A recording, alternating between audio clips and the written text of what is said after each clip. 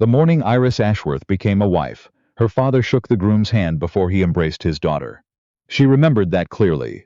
The order of it. The handshake first, then the embrace, as though the transaction needed to be completed before sentiment was permitted. His name was Leland Greer. He was 34 years old, the second son of a respectable Devonshire family, and he had inherited a moderately sized estate called Whitfin Hall 3 years prior, when his older brother died of a fever before producing an heir. He was not unkind. He was not cruel. He was, as Iris would come to understand in the years that followed, simply absent, present in the room, present at the table, present in the pew beside her every Sunday, but absent in every way that could not be observed by a third party. They had met twice before the wedding. Once at a dinner her father arranged at their home in Bath, where Leland had spoken mostly to her father, about the condition of the roads between Somerset and Devon. Once at a garden party hosted by the Whitfield family, where he had offered her a glass of lemonade and said, with the same tone a man might use to comment on the weather, that he understood they were to be married in the spring. She had said yes. She had not known what else to say. She was 22 years old. Her mother had died when Iris was 16, and her father, Dr. Quincy Ashworth, was a good man in the way that men of his generation understood goodness. He provided, he protected, and he arranged. He genuinely believed that Whitfin Hall and Leland Greer represented everything a young woman of modest means could reasonably hope for. Iris had not disagreed with him. She had simply packed her trunks and become Mrs. Greer. The first year of their marriage, she tried. She redecorated the sitting room in colors she thought Leland might prefer, muted greens and warm ochre, because she had noticed he frowned slightly at anything too bright. She learned which cuts of meat he favored and ensured cook prepared them without being asked twice. She attended every social function at which his presence was expected, stood beside him, smiled at the appropriate moments, and never once embarrassed him.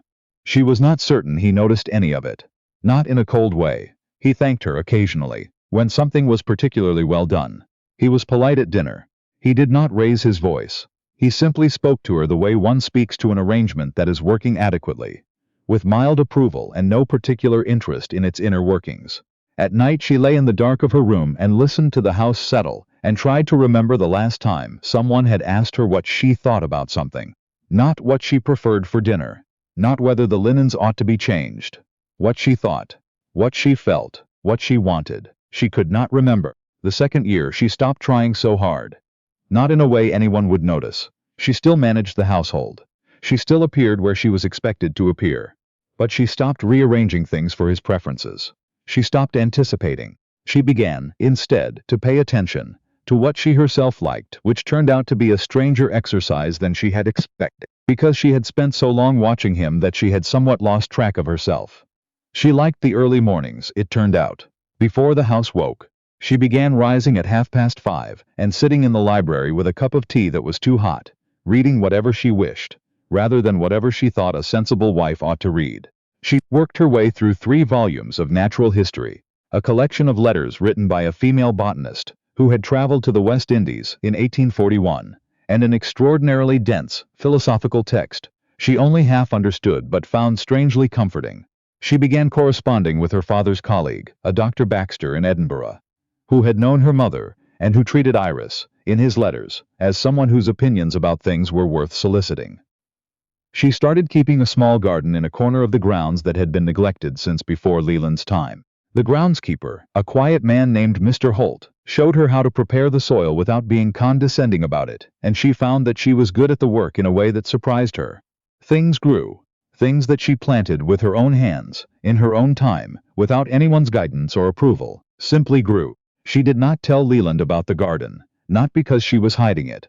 He simply never asked what she did with her mornings.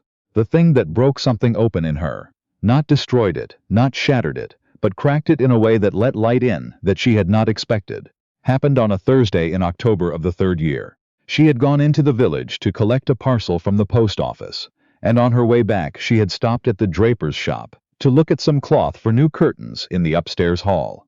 Through the window, she had seen Leland inside the tea room across the street with 2 men she recognized, Gerald Marsh and his brother-in-law, a man called Penworth who came down from London occasionally for the shooting. She had not intended to eavesdrop. The window of the tea room was slightly open, and she was standing still on the pavement, and the street was quiet that particular morning. She heard Penworth say something about wives, a broad, half-jovial complaint about the expense of them, the inconvenience of them, the way they cluttered up a man's life with sentiment and expectation. And she heard Leland say, without hesitation, without any particular discomfort, "I know what you mean. Mine is perfectly decent, but there are days she makes the whole house feel heavier." He said it lightly, the way a man mentions a slightly drafty window or an unreliable horse. Not cruel, not even unkind, really. Just honest in the way men were honest with each other, when they believed no one who mattered was listening. She makes the whole house feel heavier. Iris stood on the pavement for a moment with her parcel under her arm. Then she walked home. She did not cry. That surprised her, somewhat. She had expected, if she ever heard something like that it would devastate her. Instead, it did something quieter and more permanent. It settled something. It answered a question she had been asking for 3 years without fully realizing she was asking it. He didn't see her. He had never seen her. And he was not going to. That evening at dinner, she was entirely pleasant. She asked about his meeting with the estate manager. She commented that the evenings were drawing in. She poured his wine without being asked. She was, to all visible appearances, exactly what she had always been. But something had changed beneath the surface, something structural, like a wall that has been load-bearing quietly for years and has finally been identified as unnecessary to the building. She stopped. Not all at once. Gradually. Quietly. In a way that took weeks for anyone to identify and longer still for Leland to name. She stopped anticipating his needs. She was still courteous when they were in the same room, but she no longer arranged herself around him. She stopped attending social functions. She found genuinely unpleasant, citing headaches that were not entirely untrue. She stopped directing the household, for his comfort specifically, and began directing it for efficiency, which was not the same thing and produced different results. She spent more time in the garden, more mornings in the library. She wrote longer letters to Dr. Baxter and began, at his encouragement, drafting responses to some of the questions he raised. Responses that became, over several months, something that resembled essays which Dr. Baxter said were quite good and asked whether she had considered submitting them somewhere. She had not, but she began to. The local Women's Charitable Society had been, for the 3 years of her marriage, something Iris attended because it was expected. She began attending because she found she had things to say. The society ran a small lending library and a modest fund for families in difficult circumstances, and both were managed with well-meaning inefficiency that had bothered her for years. She began to do something about it. Not loudly. She simply began doing the work more carefully, and the work responded to being done carefully, and within 6 months things were running differently enough that people began to ask who was responsible for the change. None of this was visible to Leland from the outside. She was still Mrs. Greer. She was still quiet, still well-dressed, still reliable. But she had stopped needing his notice, stopped waiting for it, stopped arranging herself in hope of it. And then, in the strange way of things, he began to notice her. It started with small irritations. He came home one evening and the dinner he had expected was not the dinner that was served, because Iris had asked cook to try something new and had not consulted his preferences. He did not say anything. He ate it. But there was a quality to his silence that she recognized now, having spent 3 years reading his silences the way one reads weather. It was the silence of a man who expected an explanation that was not forthcoming. She did not provide one. He found, on 3 separate occasions, that she was not in the places he expected her to be. Once she was in the garden when he had assumed she would be in the sitting room. Once she was at the lending library when he had expected her home for tea. Once she was simply not downstairs when he came in from riding, and when he asked where she had been, she said with perfect pleasantness that she had been writing, and left it at that. He said, "Writing?" She said yes.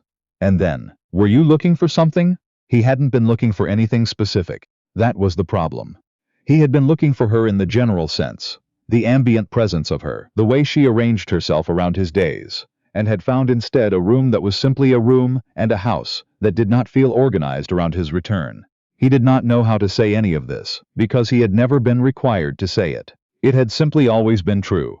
In February, something happened that accelerated everything. Iris's first published essay, a short piece on the history of charitable lending societies in rural England, written under the initials IAG, appeared in a small Edinburgh journal that Dr. Baxter had connections to. It was not by any measure a dramatic publication, but a copy made its way to Gerald Marsh's wife, who was a reader of the journal, and who mentioned it at a dinner party that both Leland and Iris attended. saying that she found it remarkably well reasoned, and wondered who IAG might be. Iris said quietly that she believed she knew who it was. Mrs. Marsh turned to her with interest, and Iris said, still quietly, that she herself had written it, and then she smiled and asked whether Mrs. Marsh had read the piece that followed it, in the same issue, which she thought was even stronger. The table did not stop. It was not a dramatic scene. But Leland looked at her from across the table, with an expression she had not seen before. Not exactly shock, not exactly admiration. Something more disoriented than either. Like a man who has walked a path every morning for years, and one day found it leading somewhere he did not recognize. She felt him watching her for the rest of the evening, not with displeasure. With the careful attention of someone trying to locate something he had misplaced and only recently realized he needed. She did not perform for it. She was simply herself. Speaking with Mrs. Marsh about the journal, discussing the lending library with the vicar's wife, laughing at something that was genuinely funny. She was not cold to Leland. She was pleasant when he spoke to her. She simply was not watching him watch her. On the drive home he said, "You've been writing for some time," she said. "I didn't know. You didn't ask." It was not said with bitterness. She had moved past bitterness somewhere around the previous autumn. It was simply a fact, stated evenly, the way one might note that the nights had grown colder. He was quiet for the rest of the drive. In March, the roof above the east corridor began to show signs of trouble. A section of the plasterwork was damp, and Mr. Holt mentioned it to Iris because she was the one who noticed things in the house. She went up and looked at it herself.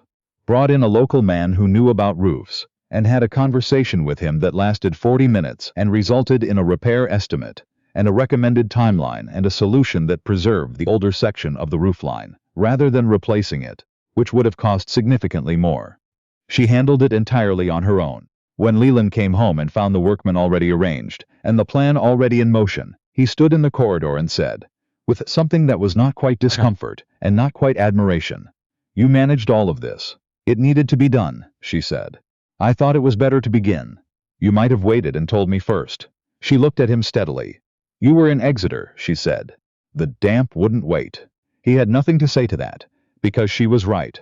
And because somewhere beneath the surface of this conversation, he was beginning to understand something that he could not yet fully articulate, that she had always done this, that the house had always functioned because she had made it function, that he had walked through a well-managed life for 3 years and attributed it vaguely to good fortune, rather than to the specific daily, unacknowledged work of the woman he had described to Penworth as making the house feel heavy. She didn't know he remembered that. She didn't know that it had returned to him, unbidden, on a dozen separate occasions since October, arriving at odd moments, in the middle of a ride, in the quiet after dinner, with an unpleasant clarity. He had said it without thinking. He had said it because Penworth's complaint had offered him a moment of easy, collegial commiseration, and he had reached for it the way a man reaches for the nearest available thing. He had not examined it before he said it. He was examining it now. She was not heavy. She was the structure. The thing he had mistaken for the weight was the shape of the building itself. In April, Dr. Ashworth came to stay for a fortnight. He was older than Iris remembered. Or she was noticing it more than she used to, and she found herself watching him across the dinner table with a complicated tenderness. This man who had arranged her life with the best intentions he possessed, and had not thought to ask her what she wanted, because it genuinely had not occurred to him that this was relevant information. She was not angry at him anymore. She wasn't certain she had ever been angry, exactly. More bewildered, as though she had been handed a map to a country she had never agreed to travel to, and had only now stopped consulting the map long enough to look up at the actual landscape. Her father, though, had noticed the change in her. He mentioned it one morning over breakfast, when Leland had gone out early and they were alone. "You seem well," he said carefully, in the way of a man who means something more precise than what he is saying. "I am," she said. "You seem," he paused, "different than when I last saw you." "I think I am," she said. He looked at her for a long moment. "Are you happy, Iris?" She considered the question honestly, which was something she had learned to do in the past year. Not to answer quickly, but to actually look at what was true. "I'm more myself than I was," she said. "I think that's a beginning." He seemed to want to say something more, and then not to know what it was, and so he simply nodded and poured more tea, and she let him. Because she loved him even when he didn't know what to say. What she didn't tell her father was that Leland had knocked on her sitting room door 3 nights earlier and asked, with an awkwardness that was so unlike his usual composure, that it startled her, whether he might sit with her for a while. She had said yes. He had sat. He had not at first said anything. He looked at the books on her desk, the papers, the small lamp she kept at an angle she preferred, and she had the sense of a man looking at a room he had passed 100 times without entering, and finding it, now, unexpectedly inhabitable. "I don't know much about what you do in here," he said, finally. "You've never asked," she said, not cruelly. It was simply true. "I know." He turned his hat in his hands. She had not seen him do that before. It was a nervous gesture, and she had not known he possessed nervous gestures. "I'm asking now." She looked at him for a moment. Then she told him, briefly, about the essays, what she was working on, why it interested her, what Dr. Baxter had said. She kept her voice even and informational, the way she might explain anything that was simply a fact of her life. She did not dress it up for him or minimize it. She told him the truth of it. He listened. He asked one question, then another. The questions were, she thought, genuine, not performed interest, but the slightly clumsy reaching of a man who had not been paying attention, and was now belatedly trying to catch up. She answered them. "I didn't know you were this kind of person," he said at last. She said, "You didn't ask what kind of person I was." He absorbed that. "I know," he said. "I know I didn't." He stayed for 2 hours. When he left, he stopped in the doorway and said, without looking back at her, "The essay in the Edinburgh Journal, about the lending societies," she said. "I read it." She waited. "It was very good," he said, and then he went. She sat for a moment, after the door closed. She had spent 3 years wanting to be seen, and now that he was beginning to see her, she found it was not the revelation she had once imagined it would be. It was quieter, more complicated, more real, in the way that real things are never quite as simple as the versions we rehearse in our minds. She did not know yet what she wanted to do with it. But she was certain, in a way she had not been certain about very much in the past 3 years, that this time it would be on her terms. The county spring assembly was held in the second week of May, at the assembly rooms in the village, which had been freshly painted for the occasion, and smelled of beeswax and early roses, from the Whitmore garden that the committee had arranged in large vases, near the doors. Iris wore a dress she had ordered for herself in January, a deep blue-green that she had chosen because she liked it, not because she had thought about whether Leland would prefer it. She had not asked his opinion, and he had not offered one, and she had gone to the modiste and made her choices and felt, while doing so, like someone who had been returned to herself after a long absence. She was talking with Mrs. Hatch near the windows when Leland crossed the room to her. Not in his usual way. Usually he came to find her when it was time to leave, or to relay some social obligation, but with a deliberateness that made Mrs. Hatch glance between them, and then discover a pressing need to speak with someone on the other side of the room. He said, "Will you dance with me?" She looked at him. In 3 years of assemblies he had danced with her once, at their first appearance as a married couple, and then not again. He danced with other ladies occasionally, as courtesy required. He did not, as a general rule, seek her out on the floor. "Yes," she said. It was not the grand gesture of novels. He was not a graceful dancer, and she was only adequate herself, and they were not the most striking couple in the room by any measure. But he put his hand at her waist and she put her hand in his, and they moved through the pattern of the dance together, and at a certain point he said quietly that he had been thinking. "About what?" she asked. "About the house," he said. "About you. About the difference." He was looking somewhere past her shoulder, which was how he said difficult things. Sideways to them, never directly. "I have not." He stopped. "I have done poorly by you, in the matter of seeing you, of asking." The music moved them in a half-circle. She did not respond immediately. "I know what I said to Penworth," he said. "Last autumn, in the tea-room." She looked up at him. "I don't expect you to have forgotten it," he said. "I would not ask you to. I only wanted to say that I was wrong. That it was a wrong and careless thing to say, and that it has stayed with me." She said nothing for a moment. "Then it stayed with me too, I know." He looked at her now, directly, which was unusual for him. "I am not asking you to undo what's been done. I know that isn't how it works. I'm asking whether there is something to be built, instead, if you're willing." The pattern of the dance brought them through a turn. Around them, the room was full of light and conversation, and the smell of roses and warm bodies, and the ordinary life of a small English county going about its social obligations in May. She thought about the morning she had become his wife, her father's handshake, and then the embrace, the order of things, the transaction completed before the sentiment was permitted.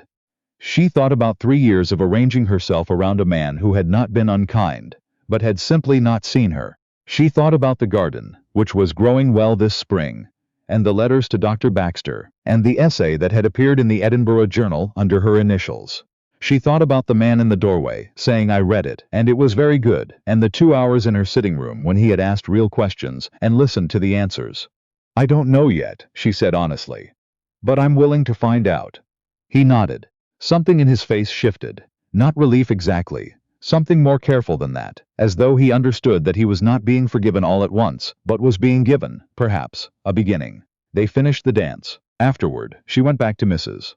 Hatch and he went to speak with Gerald Marsh, and the assembly continued as assemblies do, and nothing was resolved, and nothing was promised, and everything was, for the first time in a long time, genuinely open. She walked home that night with the windows of Whitfin Hall lit gold against the spring dark, and she thought that this, not the easy version of it, not the story she would have told herself at 22, but this specific, complicated, open-ended thing, was something she might be able to live inside. She stepped through the door.